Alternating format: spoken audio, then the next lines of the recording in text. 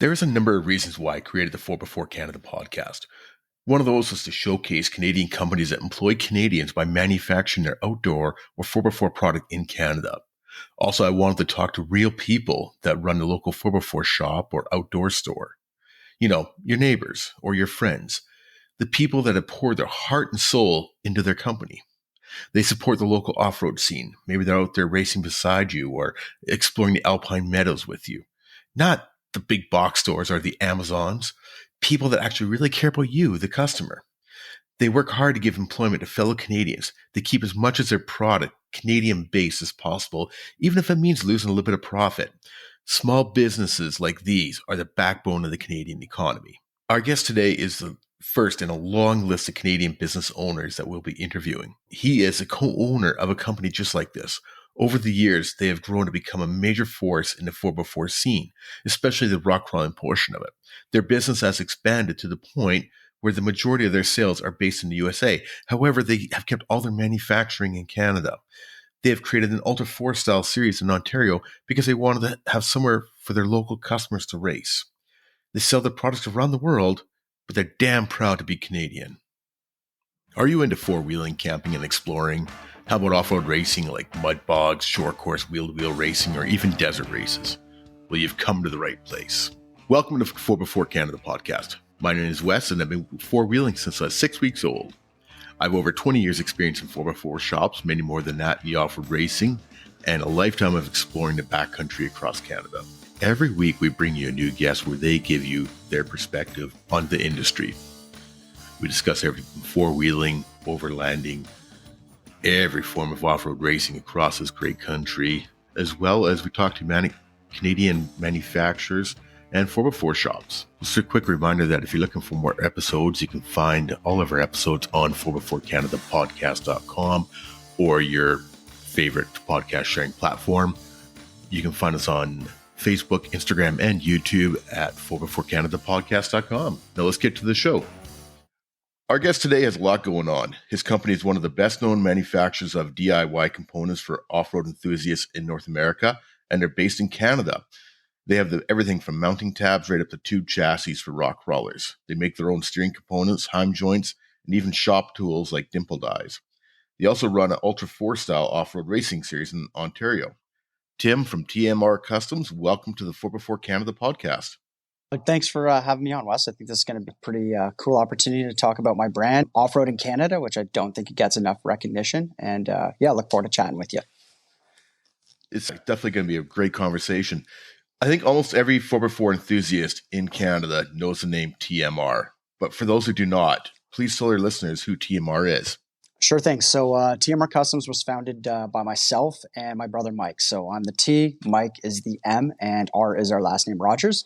We started out full-time in 2008. We're based in Newmarket, Ontario, about 30 minutes north of Toronto. And we design and manufacture builder parts for fabricators. So you kind of covered a lot of the gamut in your introduction there. You know exactly what we're into. But all our customers, I would say, can cut, grind, weld, and fabricate. So whether that's they're building an off-road race truck, whether they're building a Jeep, Toyota, or other truck for purpose-built trail riding and rock crawling, those are our guys. We don't do many OEM fit parts like for street-driven vehicles. Yeah. We're off-road race, off-road performance. That's our market. I've got a lot of friends that used your products. I haven't used any yet, but I've got a lot of friends across Canada that have used your products. And there's two things that really stand out is, first of all, the quality of the parts. Everything is top-notch quality. And second of all is the customer service. And, you know, you guys have stepped up a few times and you're always there answering questions, or if there is an issue, you rectify it right away and with a follow-up to make sure that, you know, the guys are happy with it. So I definitely commend you guys for that. It's hard to get a really good reputation in this industry sometimes. And you guys have an excellent reputation for quality and customer service. So I think we're just big on kind of old school business principles in terms of treating customers right. It seems like in the current age, like I hear all the time, customer service is dead. I feel that often when I'm shopping myself. I myself, if I have a bad experience somewhere, I generally don't rag on the people that gave me a bad experience. I just don't shop there anymore. I'll move my dollars Yeah. somewhere else where I am happy. My brother and I, like our family had a grocery store business. Our uncles each owned small grocery stores and we both worked within them. And I think we just learned from old school mentality, like treat customers right. Ultimately treat people like you want to be treated. It's super basic, but it seems like a lot of companies and businesses overlook that nowadays. And in terms of quality, I think we're honed in because we use our products. We didn't see off-road as a market. Oh, we can get into this and make some money off these guys because they spend their money on their trucks or race trucks or whatever. We're enthusiasts doing it at like the grassroots and bottom floor level. So we really know how customers use their products and set high expectations for how those products should perform as well as how they should fit in terms of quality when you go to install them. So I think that's one thing we're really good at. We're enthusiasts. We use our stuff, so we know exactly how it's going to work for you on your truck and can obviously give you advice. Like when you're talking about customer service, we always get questions. How's this fit? How's this work? How big is this part in real life? How can I use it? We know those things because we use them. So we've got the right answers for you. And that's a big part of it is the fact that you guys actually use your product. You know, you're out there, you're testing it, you're actually physically using it. So you actually know what abuse it goes through, as well as fitment issues itself, you know, that may come up as well too. So you guys do a lot of your home machining and that. What do you guys have for machinery in the shop now? So our three big ones would be, we've got three Mazak CNC machines.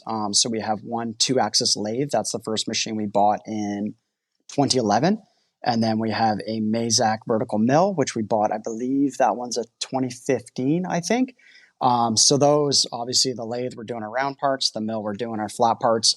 There's some parts that get multiple ops and trade back and forth between the two machines. And then our most recent addition is another Mazak lathe, but this lathe has a sub spindle. So it has two spindles, one turret, and that turret has live tooling on it. So it can do some milling operations. We can pass parts between the two spindles to reduce operator input. And really just, you can even improve quality because less hands on the parts, the more that part's done in the machine. Mazak kind of calls it one and done. That's really what we're striving towards. And ultimately in the future, there's going to be less skilled operators and people that are good working with their hands and want to get into the trade. Society's really pushed people away from the trades and horrible for North American manufacturing. I think we're going to see repercussions of that, but we're really looking towards in the future, how can we automate processes? And I can have the pool of skilled operators and programmers is going to be small. How can I have these guys work on multiple machines, more machines themselves? And there's going to be robotic integrations in the future and stuff like that, because ultimately there just aren't going to be enough bodies to fill these skilled positions. Yeah, I agree. I'm in manufacturing myself as well, and as a full-time thing, and it's so hard. We searched for a year for our last CNC guy that we hired on, and we actually had to bring him out from Ontario. Really? Yeah. Yeah, like that's crazy. Recruit someone from across the country, right? I mean, there's definitely going to be a shortage. And then, so those are three CNCs. And then like beyond that, we've got manual mill, manual lathe. Yeah. We've got a CNC bandsaw because obviously we process a lot of bar and tube. We've got vertical bandsaw as well we mainly use that for like custom one-off stuff and prototyping and fitting. And then we'll have like shop presses and traditional stuff like that. But yeah, 3 Mazak CNCs, those are kind of our bread and butter for producing parts we manufacture in-house. Great. And then going back to the fact that you guys are users of your own product, do you guys design all your own parts? Like something that you guys come up with an idea, or even, maybe even a customer comes up with a suggestion or something like that. You guys design all your own parts?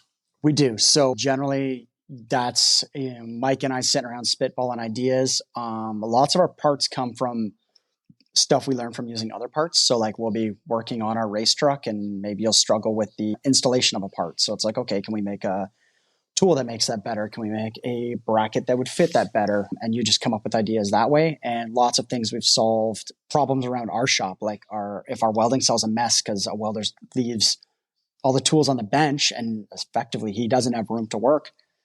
That's not good for him. That's not good for me from a productivity standpoint. So it's like, okay, let's make some organizers, put them up on the wall. Sometimes you share that stuff on social media. Other people are like, hey, can I get one of those? Well, yeah, of course, we're in the business of manufacturing. So we'll make that. We'll roll that out in a product. And then another one you mentioned is customer feedback. I think we do a really good job at listening to what our customers want, whether that's a modification on an existing product or a brand new idea from scratch. We always kind of have the mentality of, say, one customer comes out of the woodwork and says, hey, I want this. There's probably a pool of 10 more that want that but aren't speaking up. So then, okay, maybe you start giving it some thought. It's in the back of your mind. Maybe now 10 people come forward and say, I want that. Okay, there's probably a pool of at least 100 in our mind that have a need for that. So, okay, now we're getting somewhere. There's probably the market for that potentially. Right, exactly. So you've got everything to build a rig. I mean, right, steering components, suspension components to a complete, you build tube chassis. What are some of your most popular DIY builder items? DIY stuff would definitely be heims and rod ends, like you mentioned. So steering and suspension. We do a lot of poly bushings as well. A lot of laser cut brackets and tabs. Most of those are universal. And one thing we do a really good job of, I think, is on all those products, we try and put the base dimensions on them. Because, I mean, a photo of a product on a website, you don't know whether that's the size of my hand, the size of my head, the size of my torso, especially if there's not a product of it on a vehicle for you really to see scale. So a lot of that stuff, we try and put basic dimensions because ultimately most of these parts get modified in the end. If you buy a set of brackets off me, you might have to trim an inch off them. You might have to take some flat bar and graft an inch onto them. But if we give you the kind of that base knowledge up front, you're going to be armed with a better idea. So yeah, definitely suspension, steering, roll cage. Suspension joints are a big one. So like I mentioned, poly bushings. We do traditional, just like your chromoly rod ends. We also do Johnny joints, and what I think the coolest joint we make is called a lifetime heim, and that's something that was kind of born from us having experience selling standard heims and Johnny joints. A standard heim, it's a wear item. When it wears out, literally unscrew it from the link, throw it out, put a new one in. A Johnny joint, on the other hand, was rebuildable and could be greased. So we found, okay, there's people that like that serviceability. There's also people that don't. There's some people that like, no, I race prep my truck. I throw out that heim after 2 races, 3 races. You have a determined interval. I throw the old one out. I put a new one in. That's cool too. But we found for that market that wants parts that can be serviced, they wanted something that was a little tougher. So we made a joint that's completely rebuildable, greasable, and it's got like bronze inserts. So it's a race grade rebuildable part.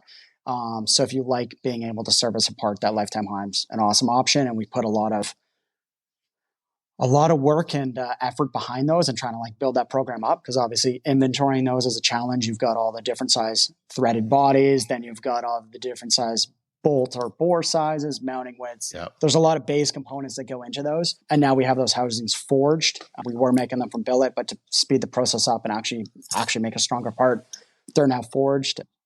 The forging's done in Ontario, done in southwestern Ontario, down near Welland, which is pretty cool. We try and keep all their stuff on shore. It'd be cheaper to have a forging made offshore and import them. That's not what we want to do. We want to obviously kind of grow things here, hopefully, and maintain, a talent pool of people that make stuff with their hands and manufacture here, which we think is pretty cool. Definitely. And that's one of the neat things about you guys is that the fact you guys are a Canadian company selling North America wide and probably worldwide, and everything is done in Ontario, which is absolutely wonderful. And definitely applaud you guys for that, because being in business, it's not always about the cheapest option, because especially in your guys' world, the cheapest option may not be the best option. Yeah, for sure. Ultimately, if you want to push your vehicle, whether that's race, hardcore trail ride, overland, rock crawling, whatever, those weekends that you get to do that are kind of few and far between. So we don't want a part to fail and cost you. Maybe get out 5 times a year. 5 times a year is good for a lot of people.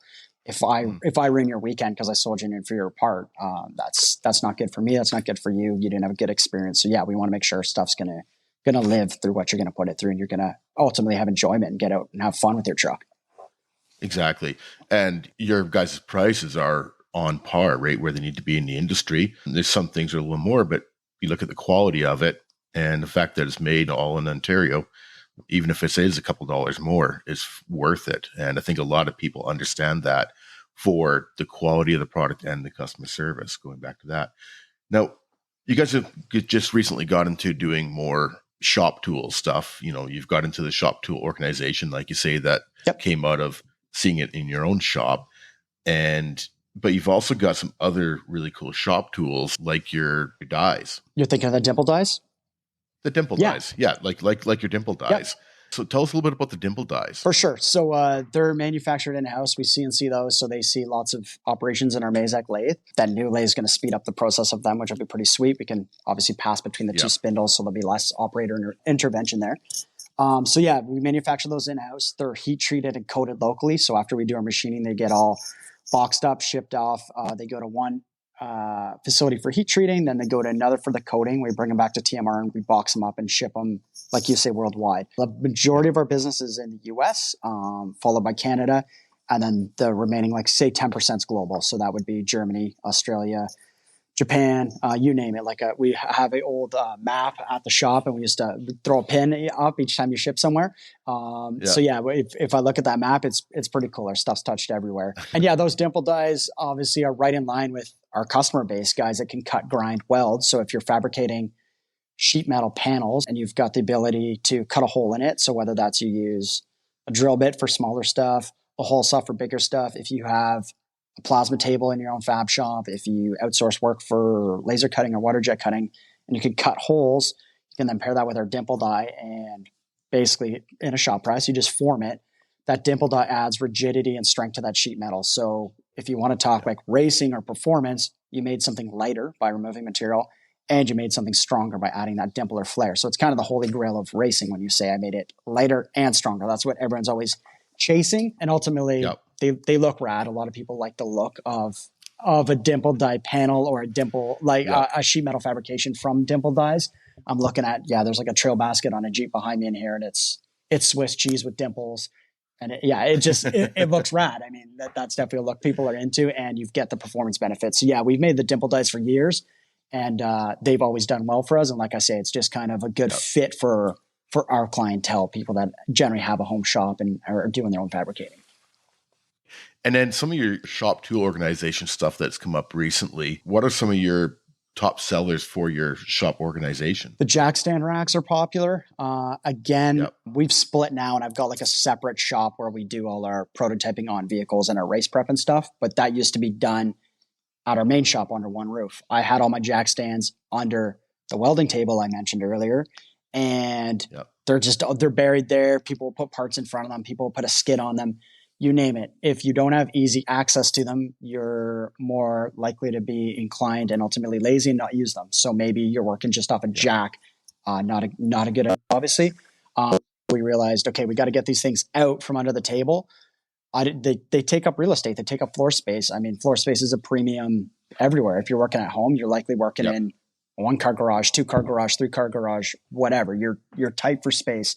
So we realized we could just bolt these jack stand racks to a wall, then hang the jack stands on them, and they're out of the way. So like one of the most popular spots for those that I see customers use is right beside your garage door. There's often a bit of a black hole there. Maybe you stand some wood or some steel, or it's a bit of an abyss for you.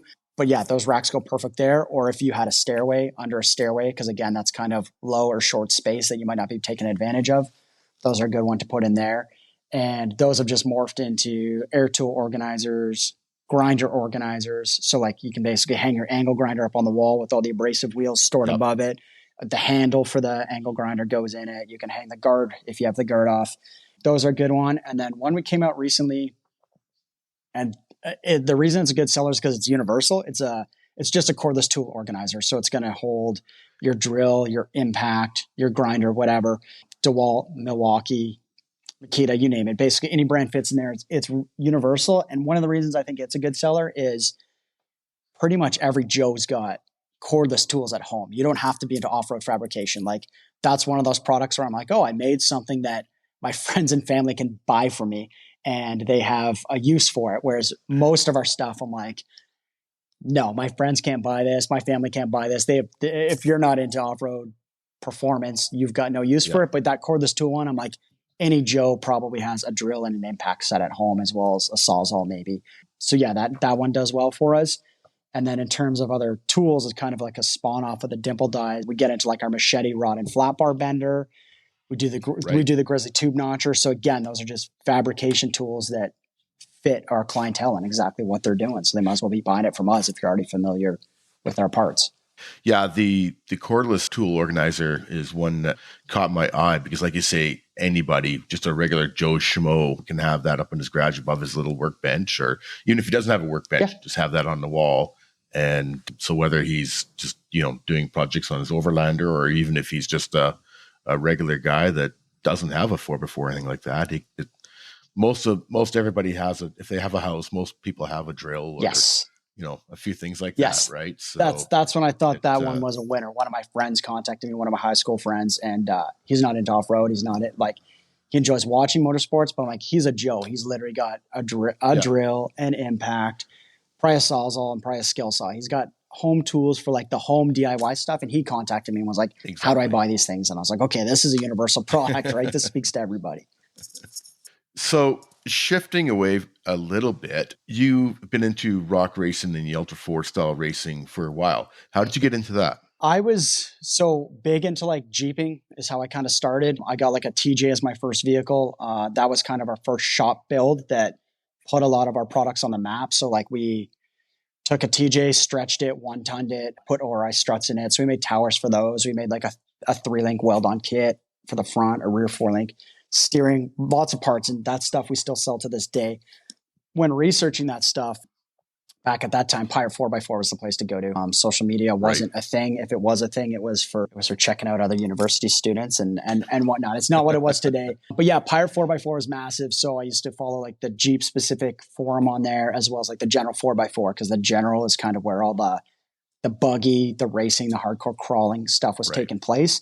And then through that, I kind of found out about what Ultra 4, what King of the Hammers was. Crawl Magazine even covered it back in the day. I've got a couple old issues of Crawl. They were like the original media coverage of that event, but that event just seemed cool as hell. And it grew and rolled like wildfire. Industry people, like, that event was huge too, because lots of people then took a vehicle that had air shocks or leaf springs before, and now you're like, oh my God, I need coilovers, I need bypass shocks, I need all this performance gear. So ultimately I can manufacture more parts to suit that gear.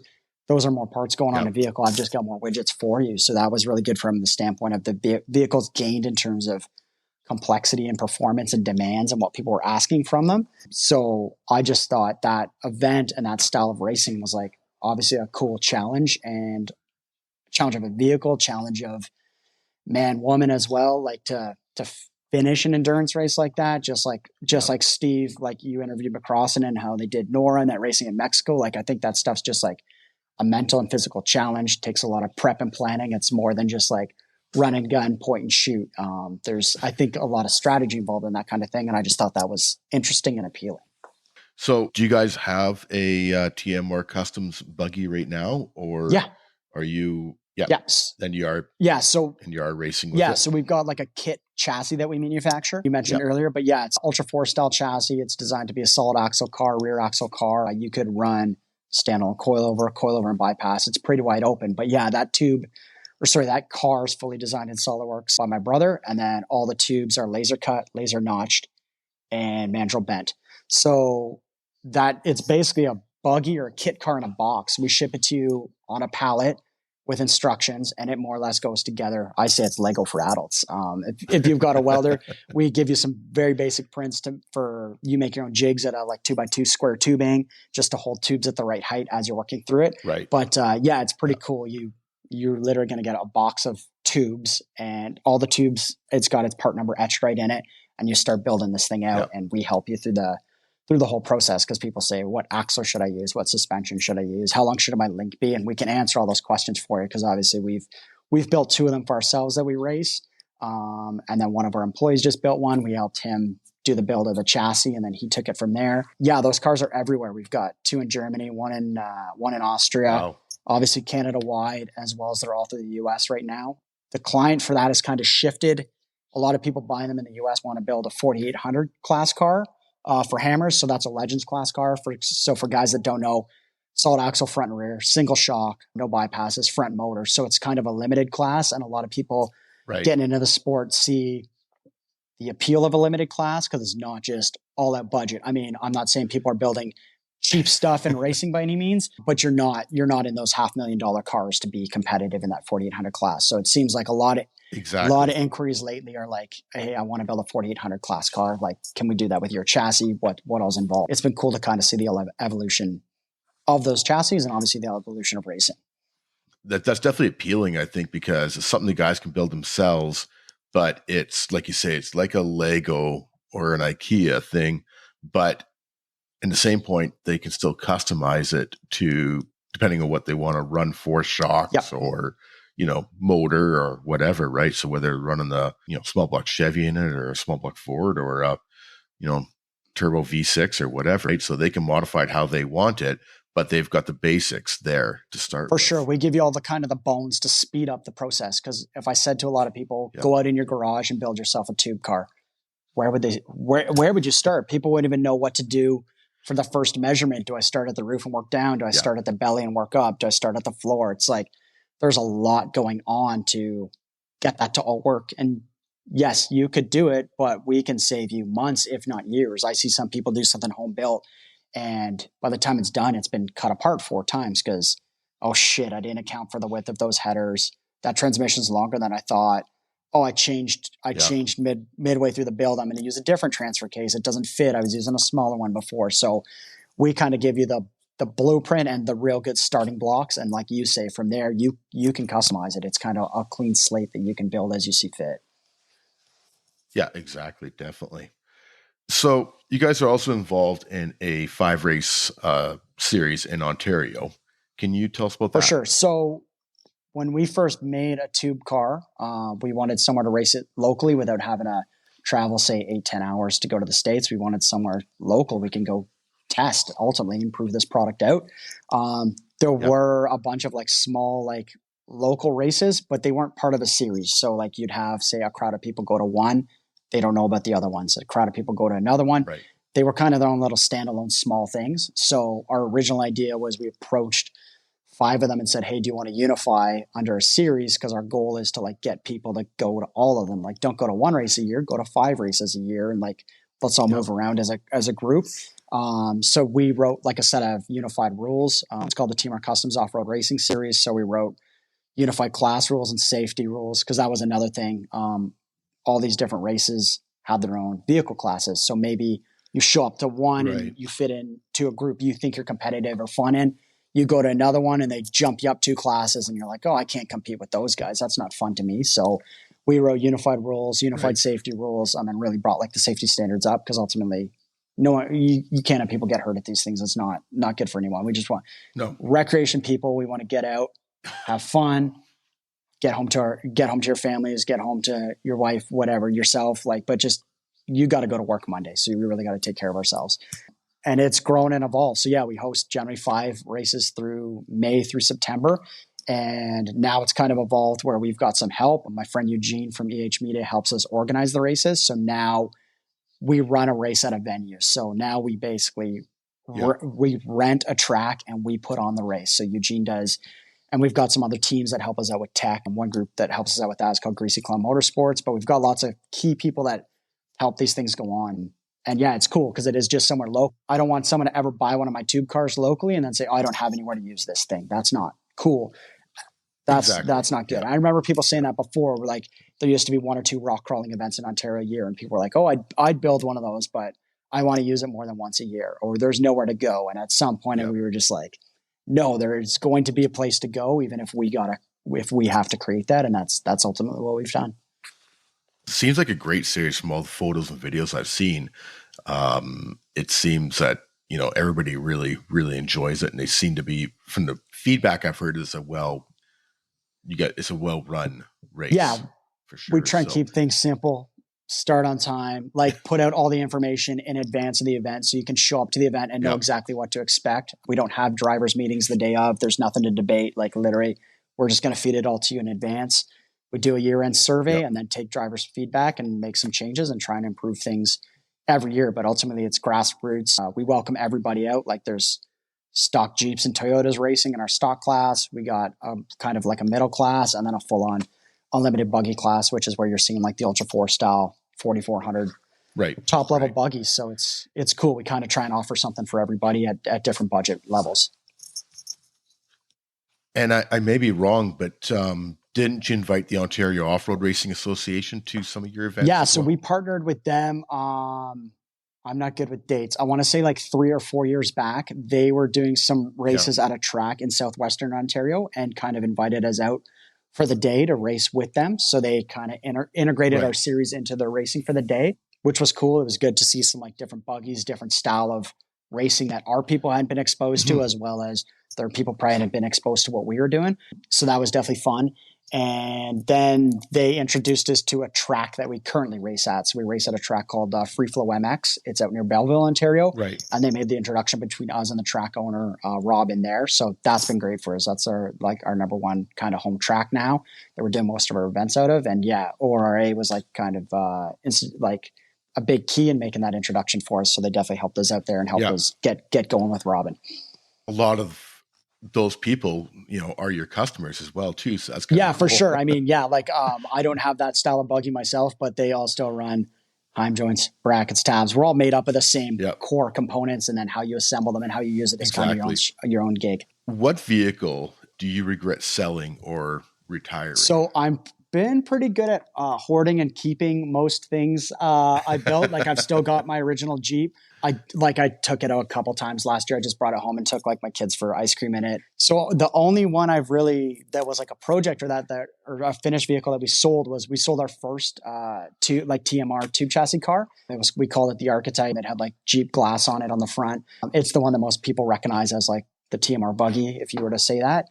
But yeah, I would say I wish we still had it because it would be fun to have two cars to race. But ultimately, we wanted to build another one of our chassis just to be in something fresh. And we tried some different ideas on it and whatnot.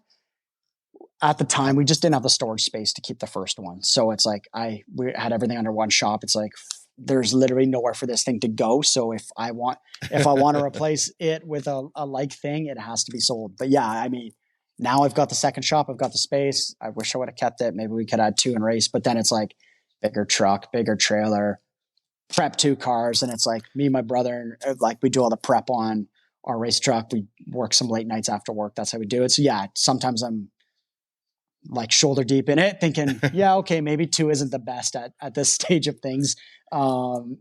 It's a lot more for work. Sure. It would be, I picture him like it's probably more than double the work, just all the planning and extra wrenching. So yeah, I would say if I could have kept a vehicle, I would have kept that first TMR buggy. I think it's down in Washington State now. And yeah, if I could have kept that one, I would have for sure.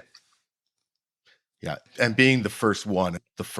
So it's, obviously has a spot in your heart kind of idea, right? For sure. Yeah.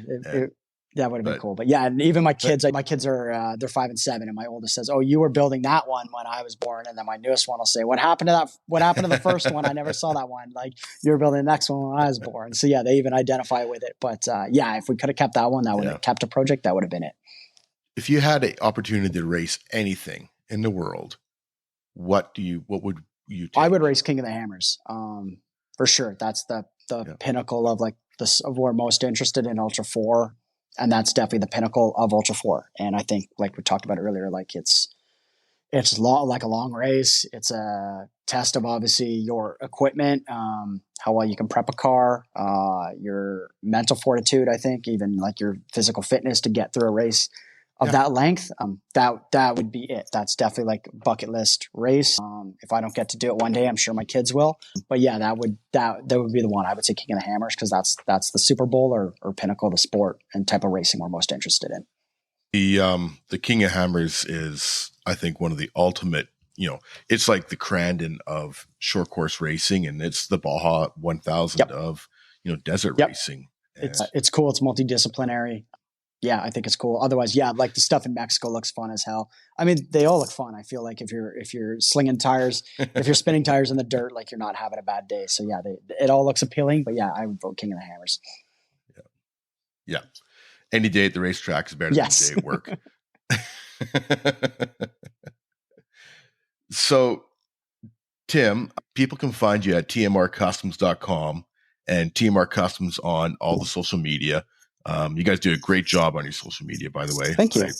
Really, and through your newsletters and that as well.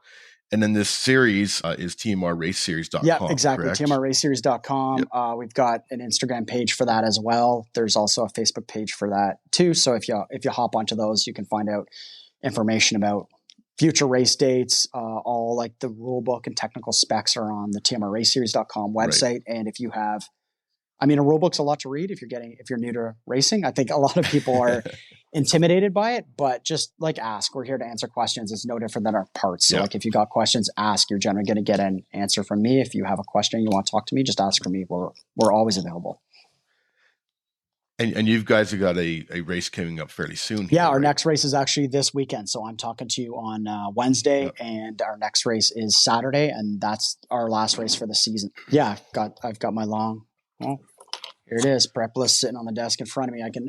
You and I are in video, so the listeners can't see that. But yeah, I've got our list here. There's a lot of boxes to still be checked off, but my brother and I work late Thursday night. That's kind of our prep night, and yeah, we'll get the truck ready and good to go for hopefully Saturday. Right on. The episode will come out on next Wednesday, so it'll be after the race. So best of luck to you guys, and I know it's going to be a great event. Everything I've heard about the events has been wonderful, just as everything I've heard about TMR Customs has been really good. So one last question for you there, Tim. What Canadian would you like to hear on the 4x4 Canada podcast? I would hunt down Mr. Ian Johnson. Obviously, he's of TV fame, now of YouTube, four-wheeler. Like Ian's on a lot of different platforms. Yep. I think there's a lot of Canadians that don't even realize he's Canadian. You just think like, here's this big dog pumping out content in the States. And to hear like he was a automotive teacher out of Smiths Falls, Ontario, I think is cool and can definitely inspire people. And I mean, ultimately, I think inspire young people to like, hey, work with your hands. Like the sky's the limit. Who knows where it could go for you. So yeah, I think Ian's always a good listen. And yeah, I would enjoy that for sure. I totally forgot that he was Canadian. That it's like a lot of the people that end up moving down to the States for different reasons. A lot of times you forget that they are Canadian, whether it be a celebrity or, well, he is a celebrity really, but you're right. Through his earlier shows and that, he really got people, interested in back to working with their hands. And that's an excellent idea. We used to, like my brother and I, and my dad, we used to watch like Power Block on Spike, and you'd watch all those automotive shows. And it's like, yeah, I think a generation grew up with that stuff, with Monster Garage and that as well. These guys are all online now. And I mean, young people, I don't think sit down in front of the TV on a Sunday morning. I think they watch it on their devices when it suits them. But yeah, I think those shows were really inspirational and showed people, working with your hands is cool and building your own projects is cool. And I think it's something you can take a lot more pride in than, hey, I beat this level in a video game. Like I built that. And like the show, even like when I take a race truck home, like I'll take it home on a Friday night because we have a race Saturday morning, and like my neighbors will come out and check it out, or neighbors' kids. And it's like, my kids will say like, my dad made that. And it's like, yeah, I did. We built a vehicle from scratch. And I mean, if you're into off-road and you can build things, I think you should take a lot of pride in that. Cause I bet your neighbor, your cousin, your uncle, not a lot of people in your circle can probably do what you do. Like you've got skills, and people should be proud of that. Yeah. Definitely. So when's the TMR show coming? If I could find a customer service replacement, somebody that knew most of the things that goes on between my ears, then I would definitely make a lot more YouTube content. I think not only showcasing our products from a branding perspective, but just like, hey, here's the practical application of this. Because I think there's a lot of stuff that gets missed in just having website photos. If I can walk you through something, and I tell people that too, like with our tube chassis, if you have like a question on how something fits, well, like I'm over in our other shop where we keep the chassis.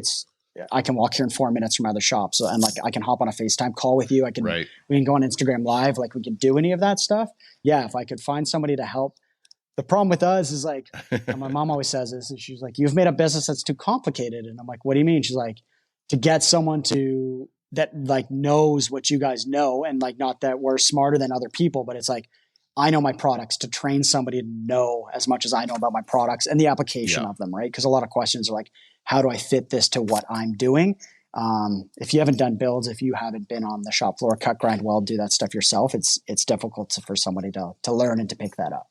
Awesome, Tim. Well, I appreciate you coming on again, Tim from TMR Custom. If you're looking for any of your DIY components for your off-road rig, definitely check out TMR Customs. Website again is tmrcustoms.com. And I really appreciate you coming on. And I know you're a busy guy, and I appreciate you taking the time to spend. Yeah, no with worries. us It was today. fun. Hopefully, the listeners learned some stuff about TMR Customs and ultimately Canadian manufacturing. And I think whether you shop with me or with somebody else, try and support a business that manufactures parts in Canada or the US. And a big one for me is try and support enthusiast brands. Like, don't buy from that off-road shop where the guy's fishing on the weekend or the guy's like into, I don't know, just try and buy from off-road people that off-road. Cause I mean, there aren't many places that are becoming millionaires off this stuff. Like, I just want to earn a good living for me and my family, and grow my business and have employees and employ Canadians, which I think is cool. But yeah, just really try and support enthusiast brands. I think it's easy to spot who is versus who isn't. Just go on their social, see the owner of a company out in a truck, whether that's wheeling, racing, whatever. Maybe that's not the best choice to buy parts from, even if it can save you $1. And it's definitely not always about price. Sometimes it's about quality and what your dollars are doing within a community and within Canada as well, I think is important.